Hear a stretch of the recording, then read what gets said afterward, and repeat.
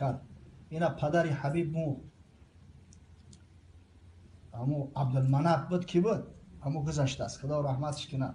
در وقت زنده بودنش اینترویوهاش گرفتن ولی در همون چیزا پرشیده است، پرتوفتیان هر جو اینستاگرام و دیگر یا تماشا کنه چه خیلی گپ میزنه. تو من میگم ای مردن نمیترسم، و من برای همین مردن آمادگی دیدستم. من ای جوانی من تیاری دیدستم. میدانم که روز میشود که ای دنیا میری، این دنیا گذرنده. انا مردی حقیقی، انا کسی را میگم که همیشه در همه حالت وضعیت یاد خدا میکنه، ذکر خدا میکنه، تیار میشه برای همین روز.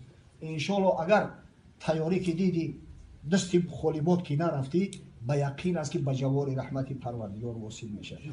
خداوند پدر حبیبم رحمت مغفرت کنه، در بحبوحه جنت مستقر بگردونه که خودش مسلمان بود، فرزندای مؤمن و مسلمان و شاگردای مؤمن و مسلمان باقی گذاشته.